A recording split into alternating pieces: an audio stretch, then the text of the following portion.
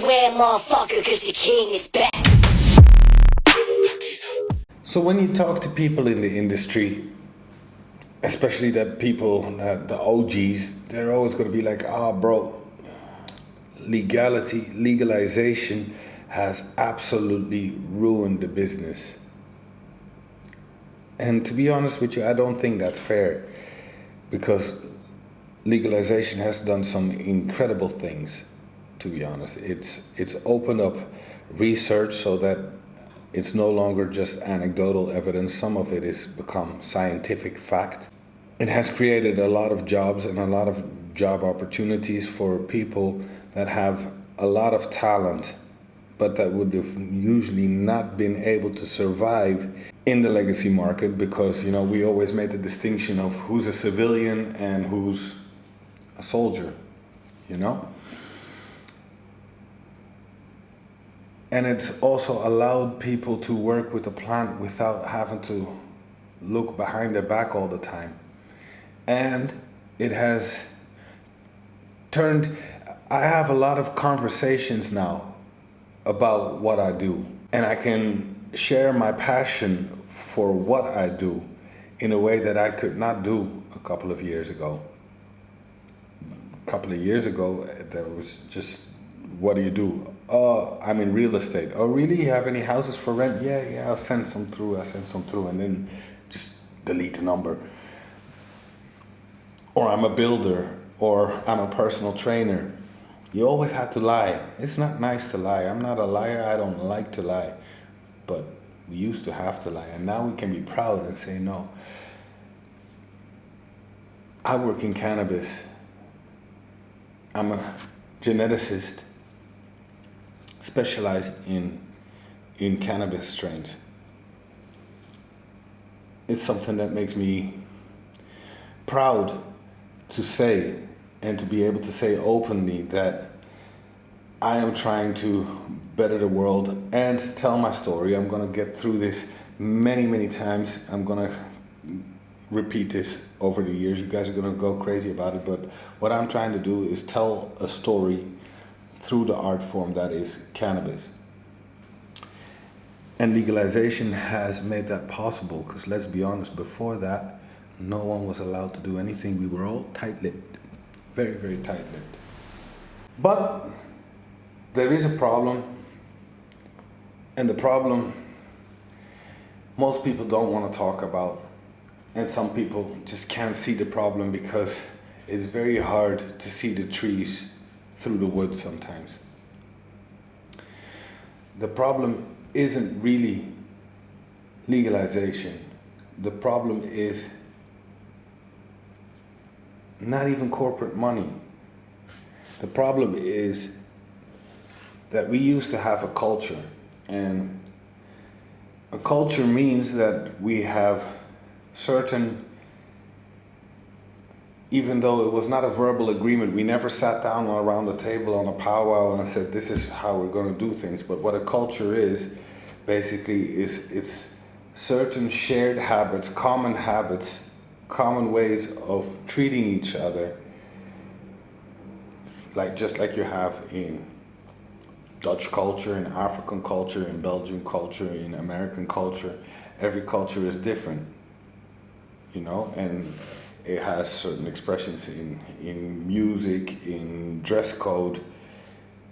Culture. We used to have a culture, and that culture was what regulated the cannabis industry. Kind of like the mafia, but then not criminal. We were just a bunch of good people, hippies, that like to make money. And you know what? When we were doing it that way, we were making a lot of money. At times. Sometimes we weren't, because every business has its waves. But if you did good and you did right and you followed the culture and had respect to the culture and the rules, there was always enough to go around. But what has happened now, as it's become a commodity and more people have entered what they called the green gold rush, is you get a completely different culture. This whole trapper culture that's going on right now, that's not cannabis culture. As much as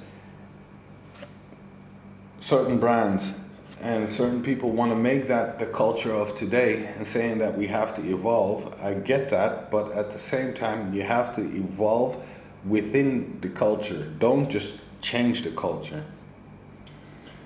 What I feel trappers have done to this industry,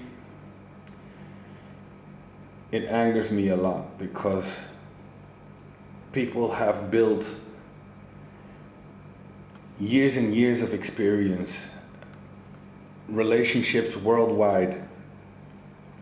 We have saved and waited and prayed for this opportunity to finally come where we could do what we were already doing, but do it legally. And then all these trappers all of a sudden stealing from hip-hop culture, because it's not even, what is trapper culture? If I had to define it in an adult way, and I'm just going to talk to you guys all like you're adults, because most of you trappers, I assume most of your trappers are above the age of 21, okay? And it's time somebody talks to you like they're your daddy, okay? It's time somebody tells you the truth. What is that culture? You're taking culture from what you saw rappers do and what rappers used to say, who were trying to act like coke dealers, even though they weren't coke dealers because they were rappers, okay? And very few people can do the two at the same time successfully. That's just the bitter truth. If I would tell you half of the shit I've done, feds coming through the door this minute, right this minute. So what do you think these rappers, when they say, I shot the blicky and the this and the that and the dissy, they didn't really do all that, because if they would have done all that and then went on a camera, on a video and made a song about it, well, some of them did, and you guys saw what happened. So that's how you know who the real ones are. But the biggest thing that they did, besides ruining the culture, not ruining the culture, I wouldn't say that. That's unfair for me to say. But putting something into the culture without respecting what was already there. The other thing they did that's really, really bad is because they want a bigger piece of the pie, and at the end, I think by accident, they actually got the biggest piece of the pie, is as this industry was evolving, and it's still evolving, but it's evolving super rapidly. What's happening is sometimes as a grower, for example, you have to pay the rent this month and you have a crop to sell. Let's say we both have Skittles. I have Skittles as a grower, and Tommy down the street, he's also got the exact same Skittle cut. I gave him that cut, so I know it's the exact same cut.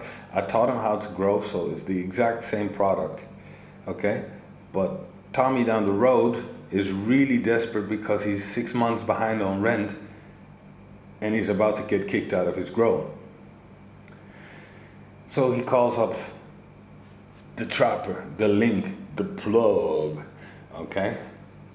We used to just call it our friend Frank, or our friend this, yeah? The plug. He call up the plug and say like, listen, I have 100 kilos, I need it sold yesterday. And plug not being stupid, some of them are, but a lot of them are, but some of them aren't, says, oh man, what is it? It's not that Skittles again, even though he really wants the Skittles. It's not that Skittles again, is it?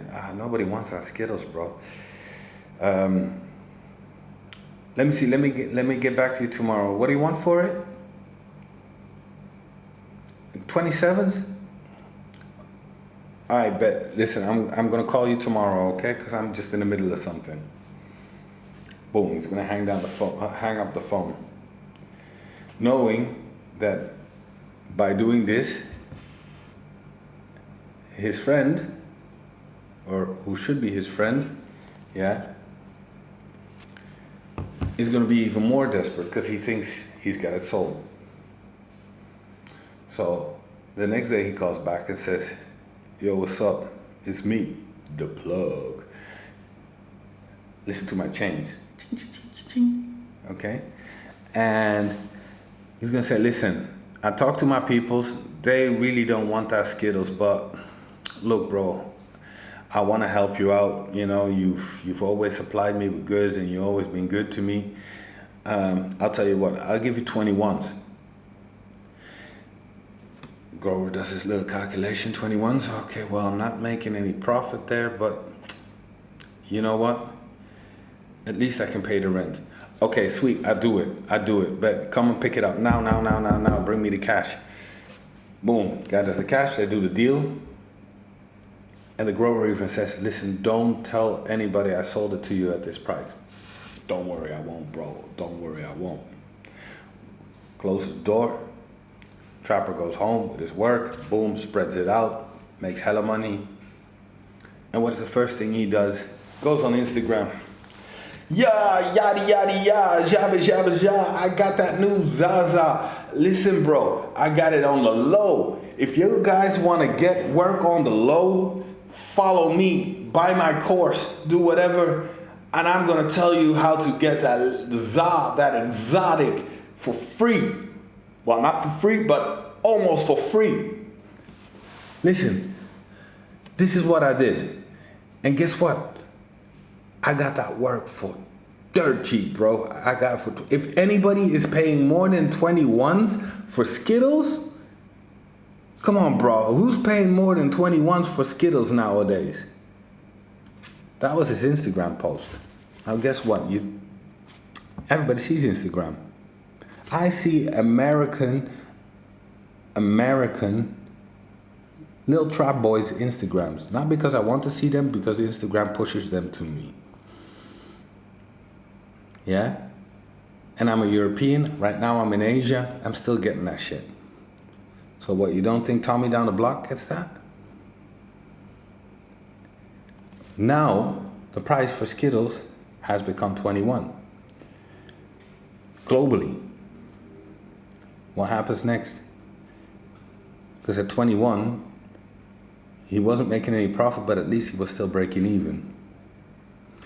2 months down the line, 3 months down the line, somebody else comes, listen, bro, I got the Skittles, but I really gotta pay rent. I need that shit sold now.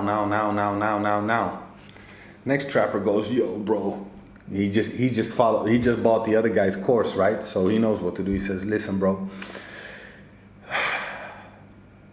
I'm gonna help you out here because I really don't want that Skittle. All right? I really don't want that Skittle. I'm looking for that za, that exotic za. But okay, we'll get the Skittle from you, all right? But we gonna pay you 19s. You in? Grower's got no choice. He's got to pay his bills because you know what? The grower takes the biggest risk of it all. Okay? Because he's in there 3 months slugging it out before he gets his product. And he's got to pay bills. He's got giant overheads that these trappers don't have overheads. What overhead do you have? Your phone bill? Your mom probably pays your phone bill, bro. It's truth. Anyways, so what happens? Now the Skittle price has become 19s. Because this guy just went on his Instagram and said, yo, bro, if anybody paying more than 19s for Skittles these days in 2026, the fall, ra, on God.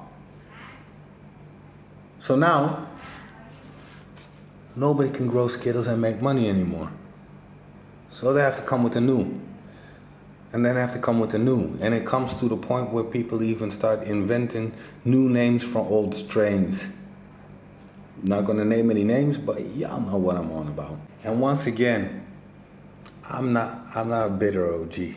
Okay, I really want people to make money in this industry. I really want people to be successful in this industry. I want the industry itself to be successful. And most importantly, I want the culture to survive. Okay? Me as an elder, and many people as an elder, we should take our responsibility in giving back to this plant what it is given to our lives. I think that's super important. But anyways, who am I? Right? You guys don't know me, and I've just been ranting here for what, 15 minutes or whatever, and you guys don't even know who I am. So I'm very proud to be very open with you right now. You see what legalization has done right now? I am very proud to be very open with you right now and tell you that my name is Kenneth Palmer. That's my real God-given name. And I've been a cannabis grower for, well, it's over 30 years now. It's over 30 years. I started very young, extremely young, too young, okay? Well, I'm 43 right now, so go and do the math.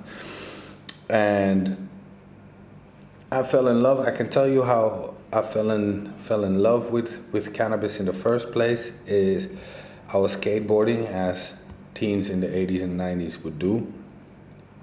And then this one day, the people were always smoking, but it wasn't something that really called me, you know? And then this one day, somebody brought purple haze, but we're talking the OG, the original purple haze.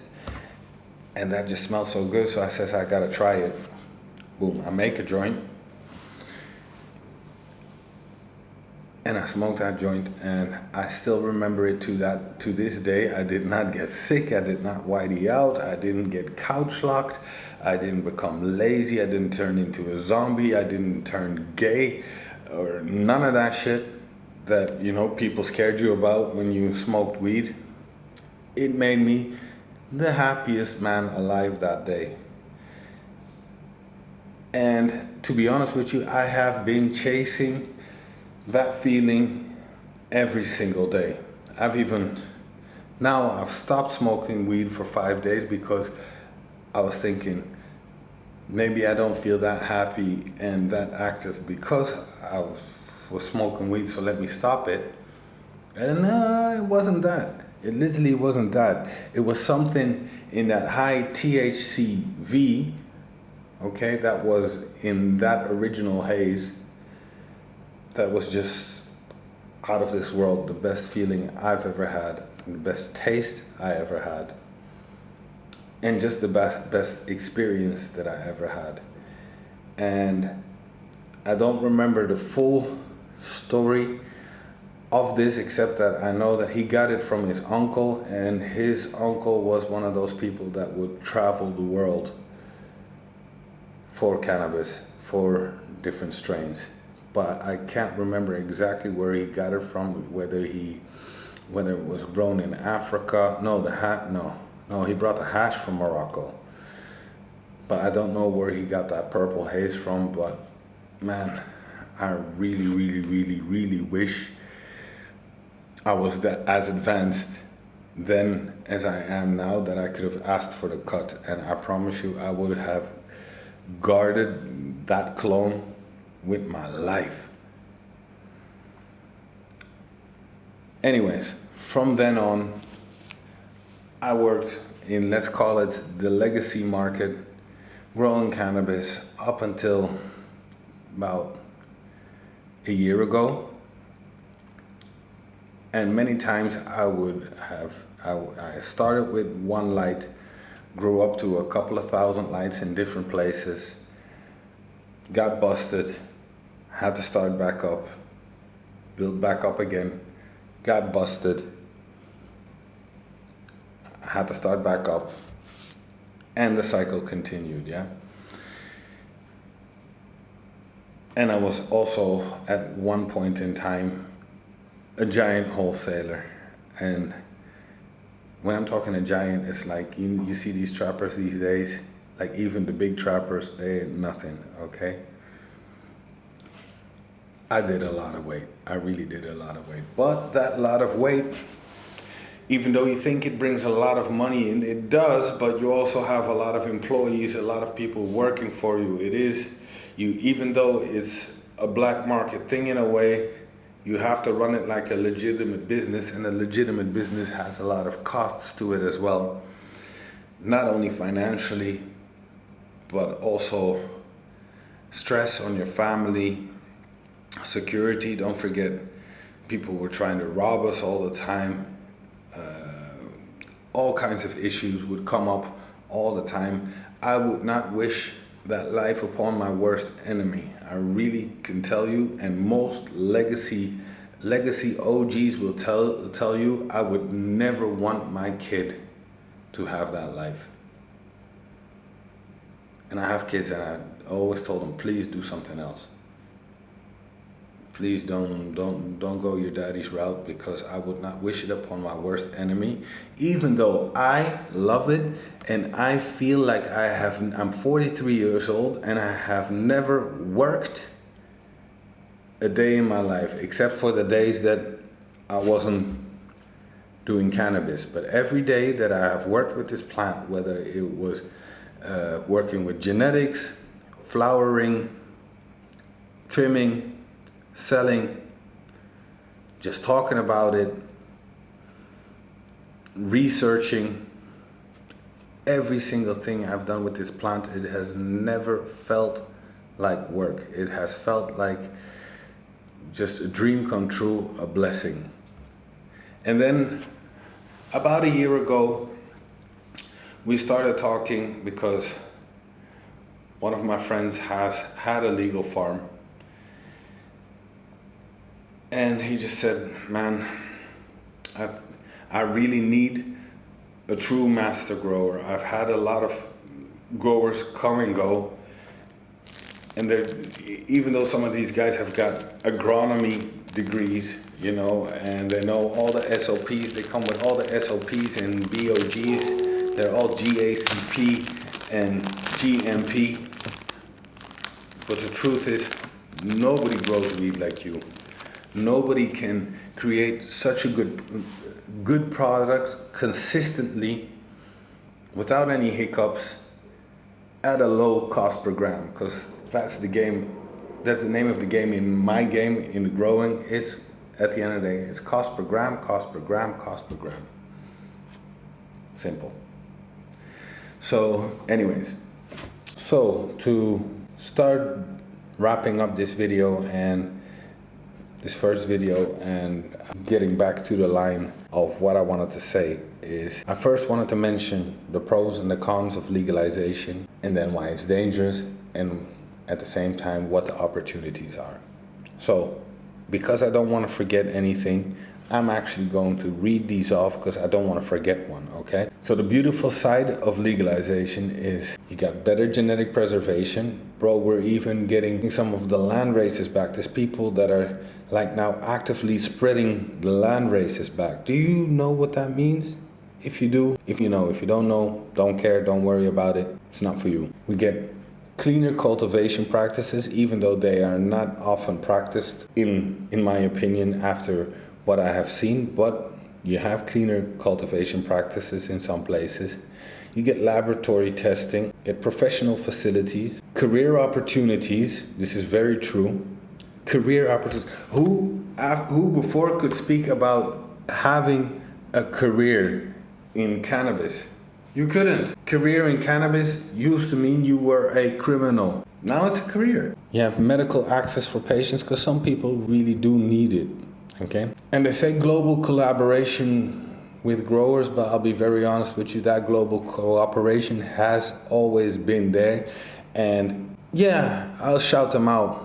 Yeah, IC High Times, and some other platforms and forums. You guys deserve your props because you've brought a lot of knowledge to me, to growers worldwide. You have made friendships that can never be broken, and I'm very grateful for that. And a lot of us legacy growers, maybe we don't give you enough props. Maybe we do not. Okay? And then the real negative part about it, and I hate dogging on these people.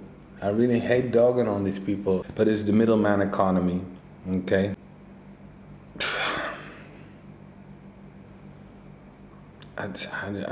You know what? I'm not gonna waste any more energy on these trappers.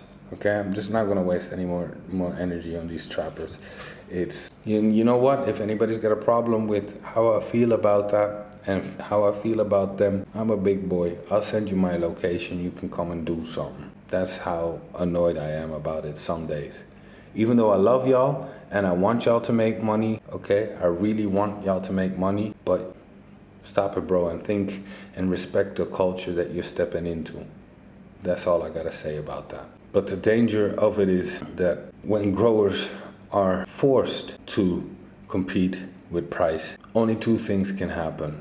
Either we have to lower our standards and lower our quality, or we have to quit and find another job. And when that's gonna happen, where are you trappers going to make your money from? You're going to have to go to different markets, and those different markets have different quality standards, different culture, and maybe what happened to some of them, to some of the growers, will now happen to you. That's just the sad reality of it. Quality will drop, genetics will disappear, and at some point, people like me, we're always going to grow. We're always going to do what we do. But at a certain point in time, we're just going to go direct, because if it gets fully legal, okay, if I was in a place that was fully legal, I would just have my rooms with my stuff, selling it to my clients at top coffee shop prices, and you, the middleman, would have no say in it. You'd have no touch in it. Like, you could call me and say, like, I need a couple of boxes of Zara, and I'd just tell you, like, whoa, go fly China or something. And I would, boom. Then the whole thing, this whole ecosystem that we have all been working on together for years and generations now, would disappear. And that would make me sad, and it would make a lot of other people very sad, because we like the camaraderie, we like the culture, and we want to protect the culture. And so to conclude, I want to conclude on a really good note, and that is that I think the future of cannabis, okay, the future of cannabis is super exciting, and it keeps exciting me every single day. Not because of the green gold rush that everybody's promising you. I'm promising you that shit's already over, okay? But it's about the fact that there will always be supply and demand, always. Cannabis is a wonderful drug for those who need it. It is a wonderful medicine for people who need it as a medicine, and it's just an amazing art form. I would like to call it an art form like wine is an art form. You will hear me repeat this over and over again, but me as a grower, as a retailer, I'm looking to tell a story through this product, whether it is a flower, a hash, a clone. I'm trying to tell you a story and to give you an experience, just like you're watching a movie. Actually, exactly, I never thought about it, but exactly like you're watching a movie. When I'm growing a weed with this when I'm pheno hunting for a specific strain and a specific trait, something very specific, is because that is a part of the story. That's how I think, and I just want to give you guys great experiences. And most growers will understand. If you're a grower, like a grower's grower, you will understand what I'm trying to say. And if you're a smoker, you will also understand what I'm saying. And you know what? Everything else in between, everybody else in between, actually has no relevance. It still has some relevance now, but it's gonna go away. And this is why I'm starting this channel. This is the main reason why I'm starting this channel, is I want people to be interested in the stories that I have to tell, and me being able to deliver these stories, not only verbally, but through my art, which is cannabis. So whether you need flowers, hash, I'm not selling anything, okay? But I want to tell my story through these flowers, through these extracts, through these clones. That is my goal. And I think that is the future of cannabis, to be honest with you. That's what I am so excited about, is to share my story. And not only my story, but many other growers' stories. There's a lot of growers that I have respect for. And a lot of people will be like, who is this kid? Because you know what? I've always stayed in the background. I've always stayed in the shades. You've never seen me at any cannabis event, and most likely you'll never see me in a cannabis event. Okay? But when you ask the real G's, about Blue Eyes, they will tell you who Blue Eyes is. Okay? And I'm very happy with my reputation, and I'm very happy to share my experience, my knowledge. I'm here to share my knowledge, my stories, my contacts. I want everybody to succeed. Everybody who really wants to work hard at this, because it's not an easy job. It's not an easy career path. But for those who really want it and who really want to fight for it, I am willing to go through the fire, because I have everything to thank to this plant, and I think I need to do something back, and that's why I have this channel. So a little bit more before I round off. What I'm going to be discussing in this channel is the science of cultivation, large-scale facilities, genetics and breeding, business realities, success stories, failures, the economics. That's such a hard word such a hard word to say for a non-English speaking person, even though my English is really good, but I'm not an English speaker. So the economics of cannabis, and the truth, the positive and the negative, that most people are not willing to tell you because of their marketing strategy. Okay, their marketing strategy is, I could make it really simple right now. Whoop. Don't you think it's cool how this camera follows me everywhere? I could make it really simple for myself and just follow the blueprint that everybody else follows, and just show you guys amazing bud pictures. Pay some of my rapper friends to make a few rap songs. No, I can make it easier. I can go on AI Suno right now and make about 20 songs in 1 hour that sound better than my rap friends' songs about my new strains. Print some t-shirts, print some merch, go to the Cannabis Cup and win a Cannabis Cup, or 2 or 3 or 4. Go on all the podcasts that I have to go on, go to all the cups and all the expos and blah, and be the loudest, and I can sell a lot of work for now until the hype is gone. Or I could be honest with you guys and just build a long-lasting relationship. And that's what I'm willing to do. I'm willing to put the work in. So all I'm asking for you guys is to put in just a tiny little bit of work. It costs you nothing. Yeah, and that's click on that like, click on that subscribe, and comment. I will do my best to comment. Now, I'm gonna have this cookie, I'm gonna stay active, and I'm gonna stay high, and I ask you people to do the same. Stay active, stay high. Peace. I'm out. Beware, motherfucker, cause the king is back.